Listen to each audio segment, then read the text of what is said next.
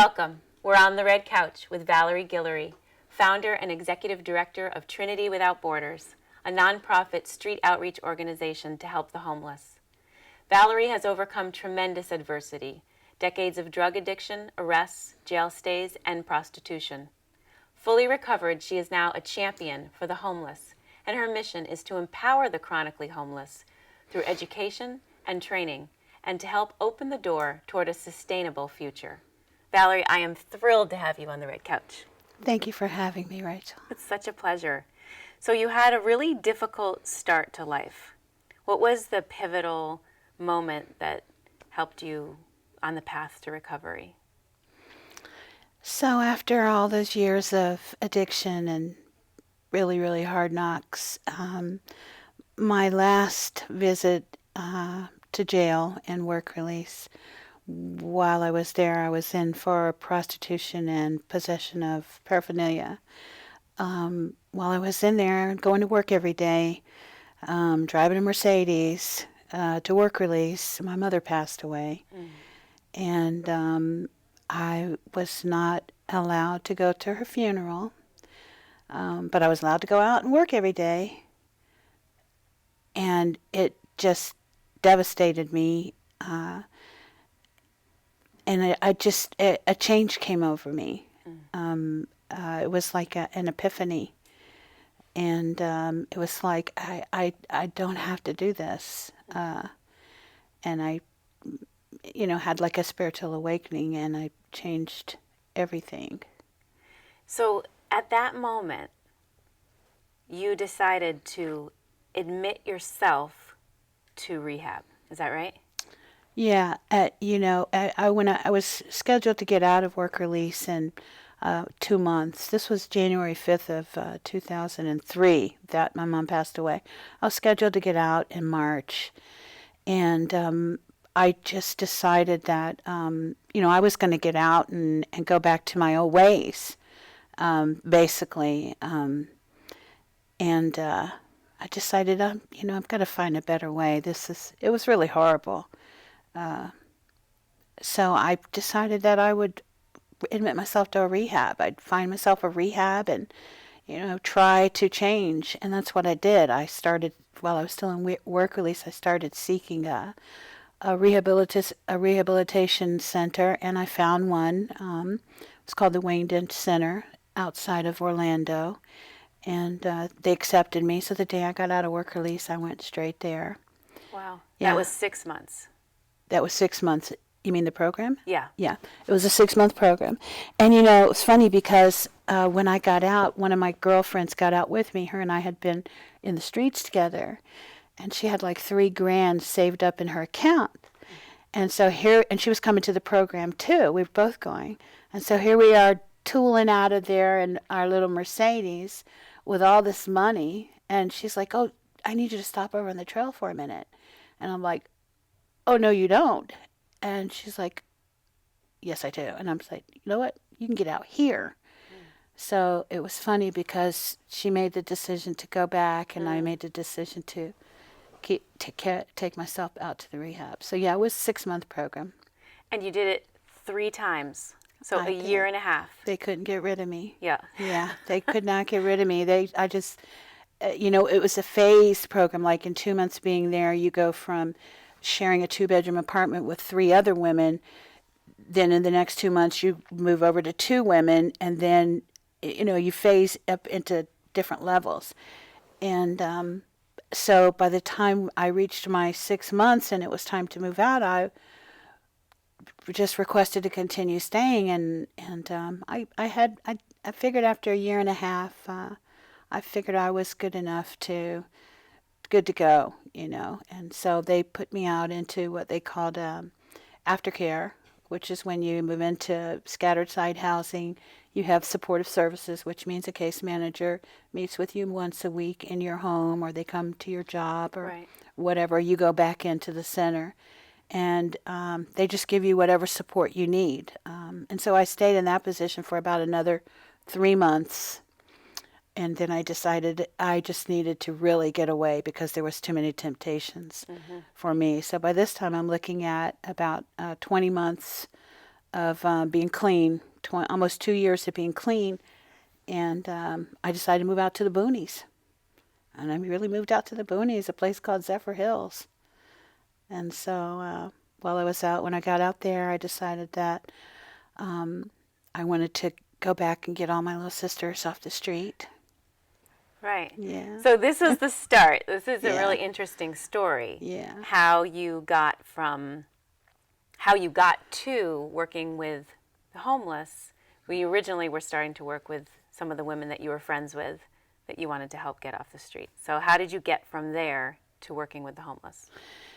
So when I moved over to Zephyr Hills, I was going to college at the time, and I took out a loan. I brought this big old trans van. It was like 30 years old, this big A-frame van. And I kept having these dreams about my girlfriends being on the street in the middle of the night and things happening to them. So I bought this van, and I just started driving around. I went back to Orlando because I was living in the boonies, but I went back to Orlando and started looking for my girlfriends. And whoever I could find, they were like, get away from, they didn't want anything to do with getting in a van and going to get clean, going to my house or any of that. But, I kept finding regular people, Right. Couples, people with kids, people living behind dumpsters. I mean, just all these nooks and crannies would produce regular people who weren't even into the street life. They would just had nowhere else to go. Right. And so I just started piling them in my van and taking them back to my little trailer park. I was living in a trailer park in Zephyr Hills, and piling them into my trailer. And then, of course, the landlord there, the property manager, he was like, he liked it. He liked it, and he was this little Indian guy. He's like, I like this, and you're helping a lot of people, and get me a tax deduction, and I'll give you some trailers. And so I did the application to be a 501c3 myself. Didn't know what I was doing. I was honest with the IRS. They ask you 50 pages of projections and statistics and all this other stuff, and I was just like, I don't know about all this stuff. I don't know where I'm going to get this money. I don't know what kind of positions we're going to have. It's just me with this van. Right. Basically, right. I had to write them these letters. And sure enough, they sent me back a determination. I mean, I met the criteria somehow. Yep. So now you're a 501c3. Yes, for 9 years now. For 9 years. Yeah, since 2006. And I'm just looking up his name. I love the story about Rodney Berg. Yeah. So this is a man who owned property. Will you tell the story? He's a keeper. Rodney is a keeper. He's from Sarasota. He's a businessman. Mm-hmm. He owns a lot of commercial properties in Sarasota. And I had moved up here almost 4 years ago with this handsome guy I met online. He kept coming to see me and bringing his little dog, and she and him won me over. So I ended up moving to Sarasota. And Trinity was already functioning on a very low level, and I started going out into the homeless community and getting to know them, following them around. And I ended up continually trespassing over this big property to get back to the homeless camp that was back there. That Rodney owned. Yeah, Rodney owned the big property, so I kept trespassing over his property to get back to this camp that was actually on city property. Right. So I just thought to myself, I keep trespassing. Let me ask this man if I could have permission. And so we Googled him up and stalked him and found him. And I just called him up and explained, listen, I do this, and this, and can I have permission to park on your property and assist the homeless that are next to it in the camp? And he literally said to me, like I was speaking Chinese. He replied back to me, what, are you saying you want to build a shelter on my property? And I'm thinking, no, that's not what I said. But I said, yes. And he says, are you a 501c3? And I said, yeah. He said, bring me your paperwork. So later that day, I took all of my credentials to him in his office, and he's like, okay, we can work something out. And how much did he charge you a month? $1. He gave us 3.6 acres. Well, when he first gave it to us, he gave it to us for 60 days. He gave me a 60-day lease for $1 a month. And I'm like, woohoo, yay. And then after about 2 weeks, I'm like, no, I'm not investing my heart and my money because I had about 30 grand in the bank at the time that I had saved and I had gotten in a settlement and whatnot. I'm like, no, I'm not investing everything, and including my heart, into 60 days. And so I went back to him and I was very defiant. I was like, listen, I've got a job to do over there on your property. I need more time. And he's like, okay. So he gave me a year, gave me a lease for a year. Then he gave me a lease for 2 years. Now the other day he gave us a lease for another 4 years at $1 a month with an option to buy.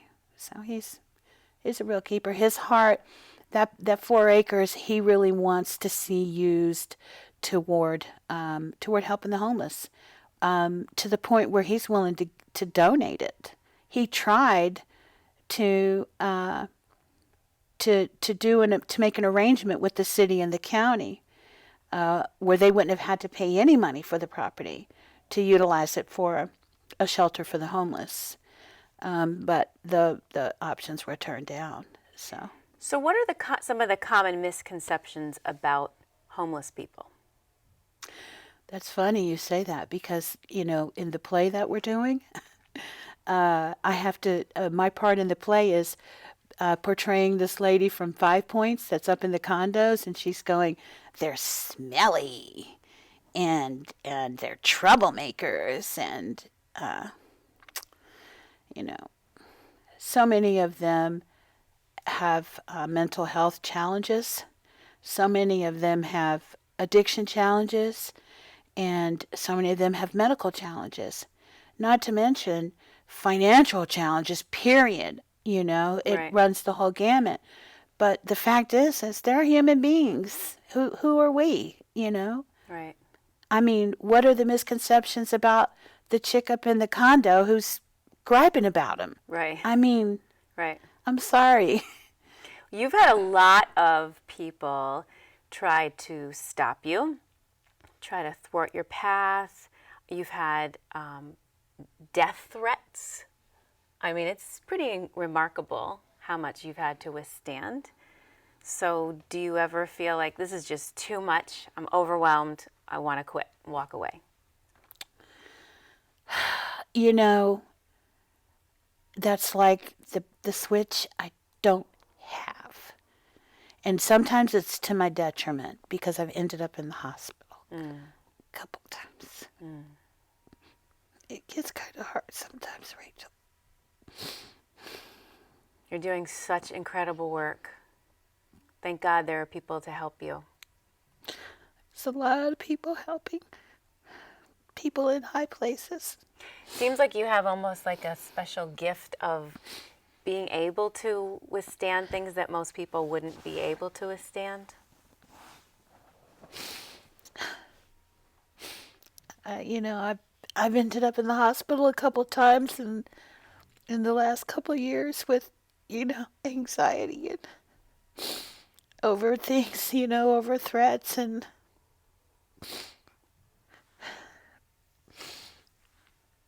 You've taken a lot. but I don't plan to give up. It's not in the DNA. Yeah. What can people do to help you? So you and I were talking on the phone the other day, and I told you that I've taught stress management, which we all need, right? Certainly someone in your position needs stress management. I think the whole world needs it. I do. So I offered to teach your staff stress management, right? And I know so many people have offered to do different things according to their skills, but is there some way, like what can the average person do to contribute to supporting your remarkable efforts? It would just make so much difference if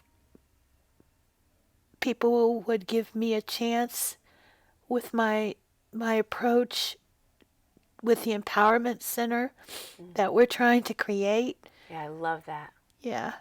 So that's like the coolest idea I've ever heard. When we were talking on the phone, I got so excited. I think I was squealing on the phone with you. The idea of not just, like you said, when we were talking earlier, it's not just giving people meals and shelter, it's actually empowering them, right, to have a sustainable life, which is your ultimate vision, which I love this vision. So I want to speak about, or ask you to speak about, what is it called? Trinity Empowerment Center? Yeah. So what do you envision happening? Well, I know that the thing that kept working for me was the hope of doing better. I could constantly, when I was getting clean, even when I was in work release, there were people in work release with me who were using, who were still doing their stuff but getting away with it. But I kept seeing the opportunity to move away from it and to do other things. So I'm looking at what worked for me, which was education. Right. Getting myself into school right away. I'm looking at, we have so many of our homeless here in Sarasota who have so many talents and skills. Right. They build bicycles. They do small engine repair. They do jewelry. They do artwork. They do everything everybody else does. Right. And then I'm looking at the business opportunities. There was a study done recently that was published in the Herald Tribune, and it talked about the need for another 2,500 businesses in Sarasota in the next 10 years to go along with the need for another 10,000 housing units in Sarasota. So when you look at the fact that we have room to expand Right. 2,500 businesses, what's the next level of people coming up? I mean, why not empower these people who have these skills? They go around doing this on street corners. They come and spend hours doing it at my property, and then we have, this county alone has $800 million a year in philanthropic donations alone. That's not including the governmental funding that comes through here for charity. We are probably the number 2 or 3 most wealthy county on the East Coast, or in our region.